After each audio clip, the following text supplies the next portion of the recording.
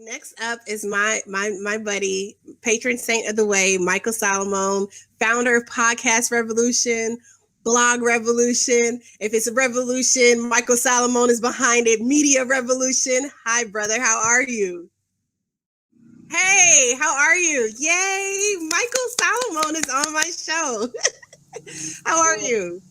I'm quite well. I'm grateful for you having me. I'm grateful for you being here. David Cobb wants me to ask you, do you think he's crazy? I saw that. My answer to all his questions was yes.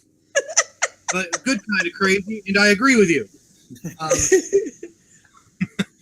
But I do need to correct him. I'm not going to talk at all about the RNC. There were two conventions in Philadelphia I'm going to talk about. Okay, One for the floor, one for the corporate media, one for the citizen journalist.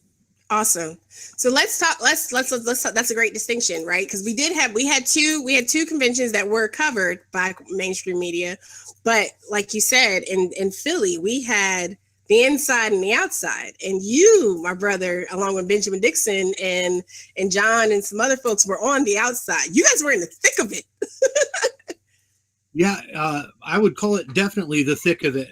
Whether it be the street level rallies that we went to in downtown Philly, or what we saw on the fence line protests, which I think I speak for John, Ben, and Mike, our whole team, that we took we found love in the fence line protests, because those people were there day and night.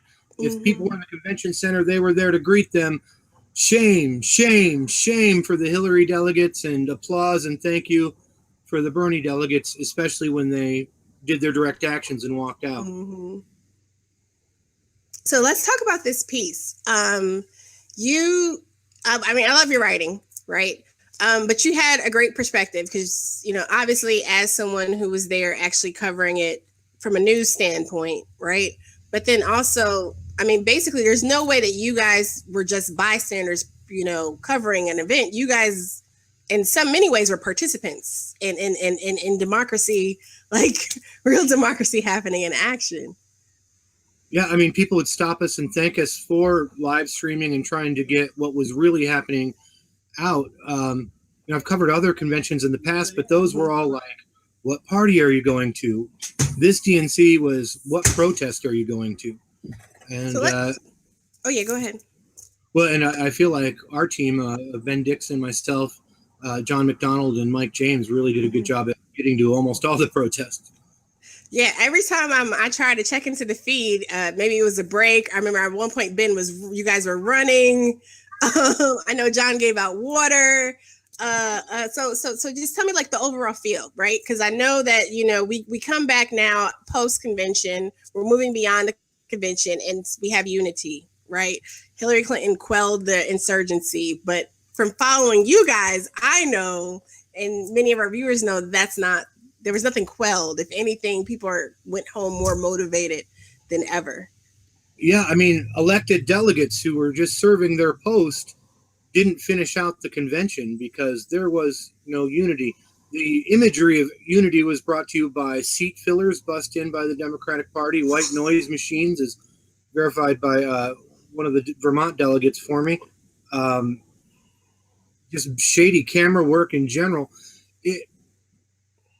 I don't know how to describe it other than the fact that you have to figure Bernie delegates were 43% of the delegation, right? And a very small percentage, maybe 1 or 2%, bought into unity. The rest were trying to have a floor vote on vice president, hold signs up against the TPP, and really have a discussion about WikiLeaks, which the impression I got from talking to the delegations we were able to speak with, they felt they were just kind of brushed off by Donna Brazile and had no real answer to what they saw in those WikiLeaks emails.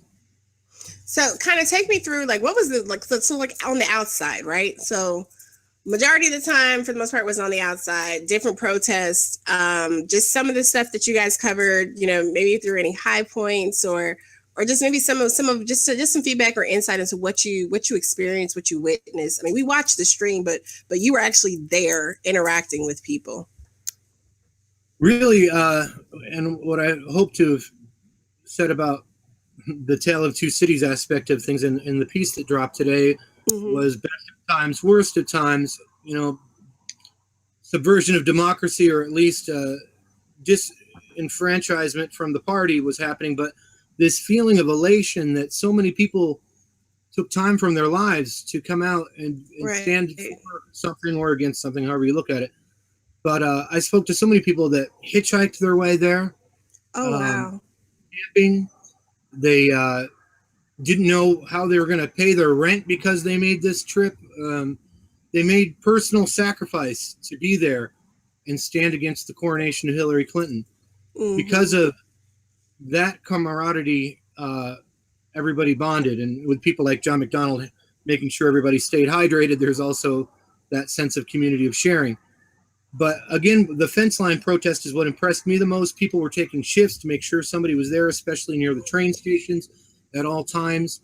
And there was a great feeling of solidarity. And I think if you read, there was a piece in Philly Mag today about what the cops thought of the Bernie supporters, which was very positive. That translated through. The agitators weren't part of the Bernie Sanders, or what I like to call our movement, since Bernie's moved on from it. Right. Our people were good. They were maybe a little disorganized. I think Ben Dixon has a lot to say on that. I personally feel like the fact that they showed up and they were able to march is organization enough for what it needed to be. The Black Lives Matter folks were organized to a T, though. I think they've got some more months of experience organizing, though. Definitely. So did you, because I know there was a lot going on. I mean, there were times where I would look at the schedule, of course, for everybody, you guys tuned in, we did coverage, on the home front, so to speak, dnclive.net, but there was a schedule, there were schedules of protests, going on, and there would be like this speak out over here, but then there's a march taking place and then a rally over here. So it's like so much going on everywhere. Were you able to, so you just mentioned the Black Lives Matter, the Philly Real Justice, were you guys able to catch any of that or get, I know at one point it merged with another rally that was happening or protest, and it became a larger grouping. The Black Lives Matter march that we made kind of merged with a Green Party march, but it was almost appropriate because Yanni was there and Dr. West was there, and it flowed together well. So we caught that one. There were some rallies, and Black Men for Bernie were throwing a rally every 10 minutes, it felt like, and the first part of theirs and move on to a different one. Those guys are great. Shout out to Bruce and everybody else with Black Men for Bernie. Awesome. And some of their rallies were more like dance parties too, which were kind of fun because I think, especially after Bernie sent his delegates over to Hillary, people needed to unwind and boogie down a little bit.